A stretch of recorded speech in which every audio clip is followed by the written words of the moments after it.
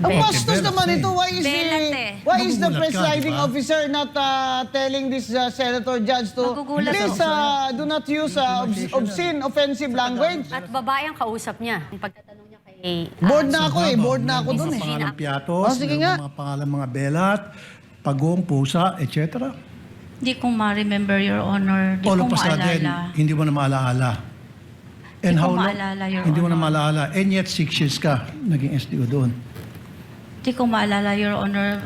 Matagal na po yun, Your Honor. At saka, may edad na rin po ako, Your Honor. Ayaw lagi pag tinunto, ma'am. Pati kami ba nagtitununto? Ayaw lang pag tinunto. Hindi na ako tinood, Yes, Your yun Honor. sinabi, Okay. diba? How would you consider yourself? Smart, average, or stupid? What kind of question is that? Objection. Irrelevant. Nasa average lang po ako Average. kapag katao, Your Honor. Correct. Objection, Just like millions Your and Honor. millions and millions of Yeah. Filipinos. Good. Normal. Ayan, no? Kasi sa isang normal na tao, kapag siya'y binigyan bilang isang SDO tulad sa inyo ng listahang pangalan ng mga informants na bilat, Ha? pagong at pusa, papalag ka. Ano ba to? Dapat Colonel, belat. mukhang hindi ata tama to. Bastusan na to.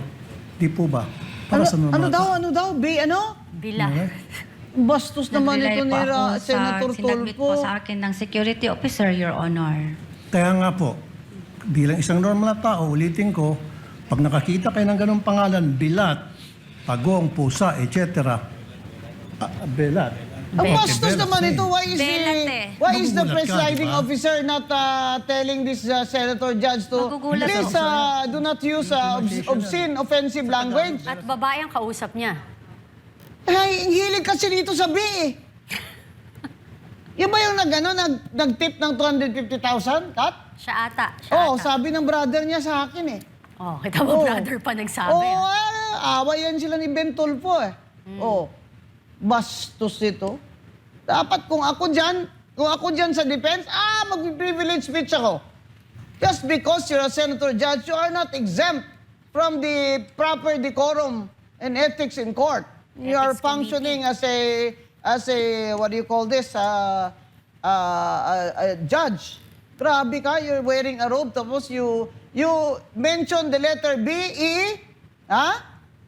That is the private part of a woman. That is using a Cebuano or Bisaya word for the private parts of a woman. Yeah. Grabe oh. Ano Tapos nga eh. proud pa siya oh. Alam mo, ito lang ayaw ko dito, Kati, sa mga ganitong senador. Yung tinapusan nyo ba, ano bang board exam ang napasa mo dyan, senator? Yan, CPA yan eh. Pumasa yan ng board exam bago yan nag-auditor eh. Kung sabihin niya she does not remember, hindi mo yan siya mapipilit kasi she does not remember. Agree. Di ba? Bakit sasabihin mo pa kung ganito bang mga pangalan na yan, hindi ka ba magdududa? Your Honor, that is no longer my job. Di ba? Kung naglagay sila ng alias dyan, that's not prohibited by the rules, why will I bother to require them to show me a warm body? Pero yung decorum na yan ni Senator Rapi Tulfo, sumusobra na yan ha. Senator Rapi Tulfo ha, isumbong nyo nga ito sa akin. Sumusobra ka na, Senator. That's already obscene, offensive language directed at a woman. Abay, sa Ethics Committee lang ng Senate, dapat tamaan ka dyan sa Gender and Development Committee ni Senator Risa Ontiveros. Senator Risa Ontiveros! Kaya Moto proprio, dapat ipa-explain mo yan si Senator Tulfo. Why is he using offensive, sexual connotation language to a witness? Senator Risa Ontiveros, pakita mo na meron kang, tapang ka to defend the rights of women and the Gender and Equality Committee of the Senate. Ipa-explain mo yan si Senator Tulfo through the presiding officer. Puro ka pa-sweet-sweet ka dun. Risa na kayo dun sa Iloilo. Oh. I think, Mother, no, hindi ata nabasa ni Senator Raffy Tulfo sa ilalim ng Rule 132, Section 3 ng Rules of Court. Paano niya mabasa, tsaka? Hindi man siya abogado ba? Hindi nga nagre-research, di ba? Oo. May karapatan ng testigo na proteksyonan laban sa mapang-insulto, argumentative at paulit-ulit Rule na 136, pagtatanong. the witness has a right to be protected from repetitive questions already answered and from hostile, offensive questions. Why is Senator Escudero allowing this? Di ba? Alam mo sakit talaga ng ulo ito pag nagsenador ako eh. Hari nawa magsenador ako. Huwag sana kami magbangayan nito mga ito, ti-Englishin ko talaga sila. Di parang, alam mo, Mother, nakikita ko parang pinupunuan nila yung kakulangan ng prosecution panel eh. Sila Dapat clarificatory question lang kasi, di ba? Walang tanong eh. Kung ako yung witness doon, sasabi ko, what's your question, Your Honor? What's your question? You mean that when you saw these names, you did not bother to... Your Honor, that is not my job. Because you're not prohibited from using aliases. I agree. That's already answered by the former auditor before me who testified. Eh gusto niya talaga, bastusan. Parang pinipressure eh, no? Mahirap talaga itong mga, ano ang tawag dito? Mahirap itong mga nagtitip ng tag 250,000. Kala nila, pwede nilang gawin kahit sinong babae lang dyan. By golly, that woman passed the CPA board. You know how hard that is? That's why I did that major in accounting. Because dudugote nga at ilong mo dyan. Alam mo, Diba? Mother, nakakahiya nga. Actually, kung pinapanood tayo ng ibang bansa na ganito yung pamamaraan ng pagtatanong ng ating mga judges, Senate judge dyan sa impeachment, ay nakakahiya. Una, ikaw ba, Mother, kung ako ay intel or ako ay asset ng isang intel, ng military, sasabihin ko ba sa'yo na eto po ang resibo sa Starbucks, ako nakipag-meet dun sa asset ko? Saka yung pangalan ng asset mo. Oo, yung totoong pangalan ng asset ko. Di parang sinabi mong check nyo yung CCTV para makita nyo sino kami. Di ba?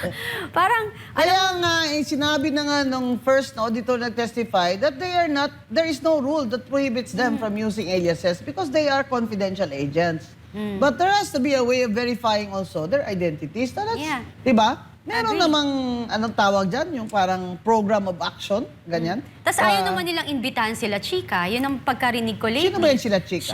Siya yung officer na in charge yun sa confidential funds. Siya yung nag-receive ng Yeah, cash. security head na, yes. So- Abay, bakit hindi siya? Kasi siya Exactly. naman ang receive ng pera. Ito pa, ano ko lang, clarify ko lang po ha, mga kababayan, bilang dating guro at dating commissioner ng COA, tutok sila ng tutok dyan sa notice of disallowance because they're trying to prove that DP Sara pocketed the money that was disallowed by the COA. Ilang beses ba kayong sabihin? May kanta din ganyan. May kantang din yan, ilang beses, di ba? Na Naghanap tuloy ako. Madera versus COA. Oh. Ang daming versus COA na desisyon ng Supreme Court that says a notice of disallowance is a civil liability. Hindi po yan criminal liability. Hindi po yan tantamount to graft and corruption. In fact, nung tinanong yung auditor na lalaki, sinabi niya na hindi po naman ibig sabihin na kung disallowed yung item na yun, ay ibig sabihin binulsa yun ng Vice Presidente. Ayun naman. Ilang ulit na sabihin sa inyo yan. You're still trying to prove that a notice of disallowance is proof of graft. Ilang beses sabi, ewan ko ba dyan sa prosecution panel na yan. Dahil kasi akala nila, itong mga senador na ito, mahina mga utak nito eh. Saka bias naman ito in the first place eh. So, bigyan lang natin ng parang, wow, ninakaw niya yung 129 million, binulsa niya. Hindi nga eh. In fact, Kati, that notice of disallowance I researched, it was appealed to the Commission and Bank. Okay? So, talo pa rin si VP doon. That's my understanding. Kaya siya umakyat sa Supreme Court. So may pending pa sa Supreme May Court. kaso So pa. paano mo masasabi? In fact, tinanong nila yung auditor na lalaki, is that final? Sinabi niya, no, because you can still appeal that. Eh, what are you trying to show na binulsa niya yan, na yung kinuha niya yung pera, inuwi niya, at ginastos niya for her personal use? Hindi nga yan criminal liability. Ilang beses na kayo sabihan ng Supreme Court, ayaw nyo pa rin matuto. Ngayon, how do you prove that is an impeachable offense when the ground for impeachment is graft and corruption? You are trying to prove it by proving that there is a notice of disallowance for a certain amount. But the conclusion is wrong. Even so, with the notice of disallowance, which is not yet final because it's pending in the Supreme Court, not yet final, it is only a civil liability. Ibig sabihin, pinapa-refund sa'yo. And, makinig mabuti ha, yung mga congressman dyan ha, mamagaling-galingan kayo dyan, makinig mabuti. That notice of disallowance, pag sinabing, ibalik mo yung 80 million ang disallowed, sinusuri pa yan, item per item. If that was spent in good faith by the Vice President, kahit wala siyang resibo dyan, tatanggalin yan sa disallowance niya. Good faith is a defense in the disallowance.